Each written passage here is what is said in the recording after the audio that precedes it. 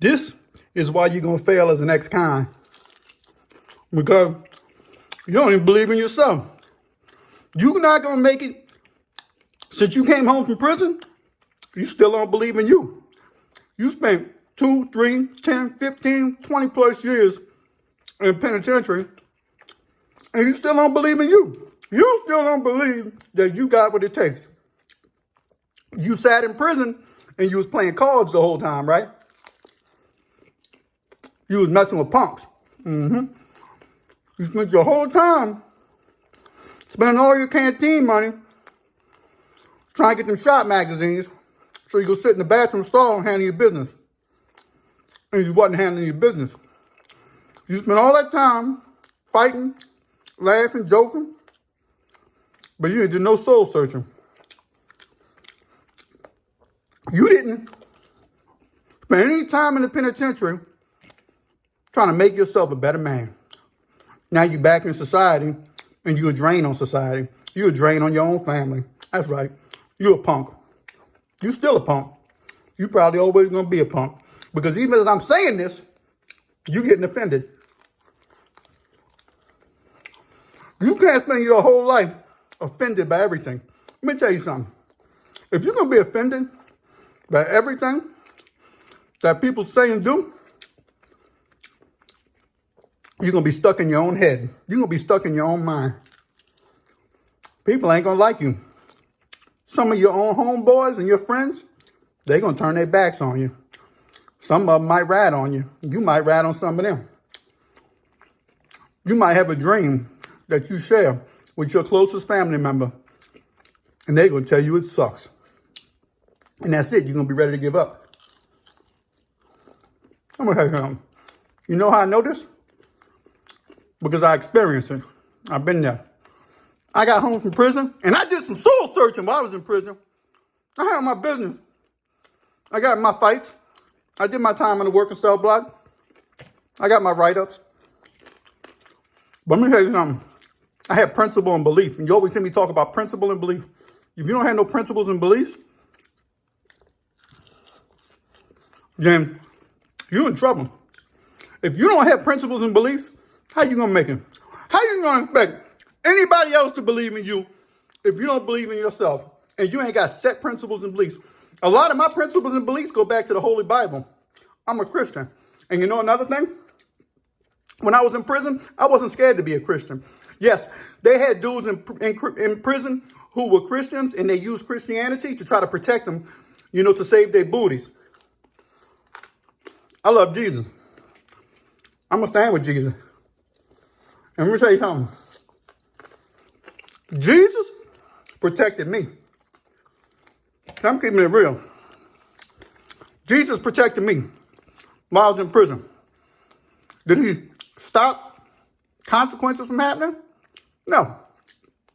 That's why I went to prison. He loved me before I went to prison. But he didn't stop consequences from happening. I did a drive-by shooting, man. I should have never did that. I came home from prison and I got in fights. I didn't just get in fights. I was using pills, selling drugs, a little bit. I never was a big drug dealer. But I deserved to go to prison. I had to answer the call for my consequences. And I had to go to jail, and that's just it. So when I was in there, I had to do some soul searching. I had to clear my mind and get my mind straight. And when you're getting your mind straight, that's a hard thing to do because you got to humble yourself. You got to say, nobody cares about me, that I'm in here, and nobody put me in here. I can't expect my mama, my dad, my wife, your kids. You can't expect nobody to do that time. You got to do that time. It's bad enough that some of the people in your life are really doing the time that you're doing because they depended on you. Excuse me. They depended on you. And you weren't there. But don't put no extra burdens on them. Don't put no demands on them. Who are you to be in the penitentiary and put demands on somebody? If you're watching this and you have a loved one, a son or a daughter who's in jail, and they still putting demands on you, you know what? Maybe it's time not to answer that phone for a little while. Step back from writing them letters. Explain to them what's going on. Look, you're going to have to man up or woman up. But I'm going to be stepping back. You ain't going to be getting no money. They can figure it out. They can figure it out. They have to man up or woman up. and quit blaming society. It's hard. I'm still going through stuff. Life is hard. It's not easy. Being an employee and working for somebody, you got to humble yourself, man, to keep that job, to grow and learn that trade so you can make money. And maybe if you're smart, you're going to invest that money instead of spending on stupid stuff so you can build your own brand. And if you're married, you think marriage is easy? You're going to bail on the first corner? I've been married going on 20 years. It ain't no easy task. My wife will tell you it's not an easy task. I still go to church.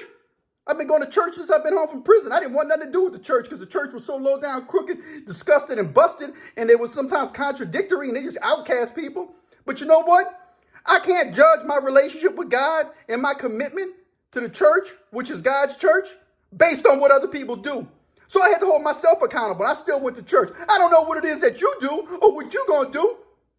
But you need to find some principles and beliefs and stand on them and quit blaming everybody else for your issues. That's a big old piece of chicken. Yeah, it's that Walmart chicken. You got to stand on your principle and beliefs and quit blaming other people while you've been in prison. You're the only reason that you went to prison. And if there's a slight chance you watching this and you really were innocent and you went to prison, you're the exception. You're the exception. You're not the rule. Most people are guilty. I was in prison. There was very few people I met in prison that weren't guilty. Almost all of them were guilty. And the ones that owned up to who they were as a man, looked in the mirror and said, I'm going to be better today. Those are the ones who I know today out here on the street, and they still making it. And let me tell you something. I know dudes out here who done a nice piece, 10 plus years, some of them 20 plus years. And they doing good. You know, I did about 9 years overall. I've been home for going on 20 years. You know, I had to go back to prison twice, but I understood principles and beliefs, and I got connected to mine, and I held myself accountable, and I humbled myself. And you could do the same thing too, and you can make it. Don't lose heart, but don't be a punk. And that's all I got to say about that. Let's get it.